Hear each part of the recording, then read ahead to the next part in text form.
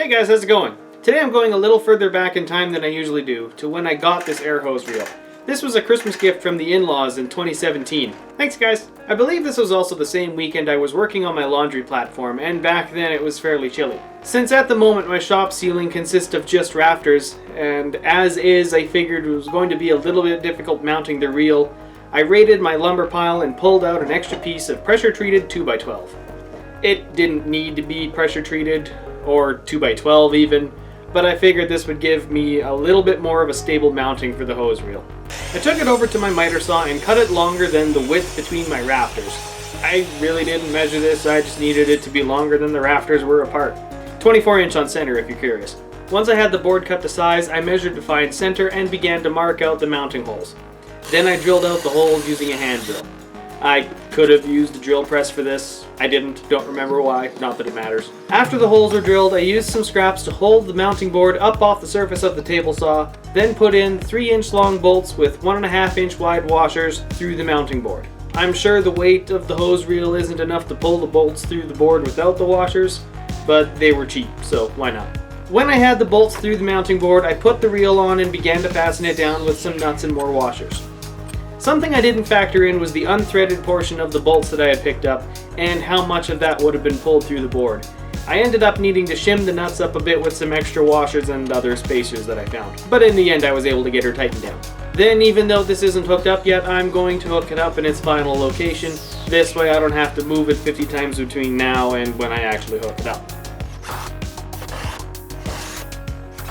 It's a couple months later now and I've just finished insulating this half of this wall and getting my new lumber rack installed. I figured if I was going to hook it up I might as well run the line through the wall to keep it out of the way, and that it was a good idea to do this before sheeting the wall. Using my drill and an auger bit, I began to drill through the top plate of the framing. However, doing this from the ladder really didn't give me a whole lot of leverage. That's when I remembered I had an 18-inch long 1-inch spade bit that would work just as well. Now since I'm able to reach the ceiling from the floor, I have a lot more leverage to drill through the top plate, and then the next 4 studs to get the end of the line over to where the air compressor is stored. This is my grandpa's 20-year-old 30-gallon compressor. It works really well, just the downside is it's super loud. I really only use it twice a year to change over between my summer and winter tires. I have a smaller and quieter 3-gallon air compressor for the day-to-day stuff, or I would if it wasn't in the basement being used for the ongoing renovation. Either way, I'm installing a quick connect here so that I can swap between the 2 compressors whenever I need. Once the quick connect is installed, I begin to run the hose through the studs and up into the garage of my ceiling. Since this is a 50-foot long hose and I only need like half of that, I just rolled up the remainder and left it up there above the reel to allow me the ability to move the air compressor to another place if I need to in the future. To connect the end of the reel, I take off the quick connect that was already there, put on some Teflon tape, and connect the hose to the reel and tighten everything down. Then I take that original quick connect and install it to the end of the hose reel, using Teflon tape again and screwing the quick connect on.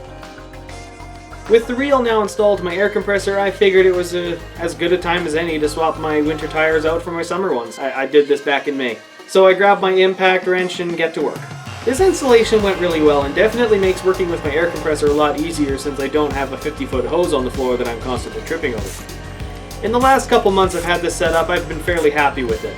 Though I think for this small of a hose diameter, the hose run might be a bit too long. I've noticed whenever I've needed it for the impact wrench, there doesn't seem to be as much power there, and I end up using my electric impact wrench about half the time. But it definitely works well for brad nailers or just dusting off with the air gun.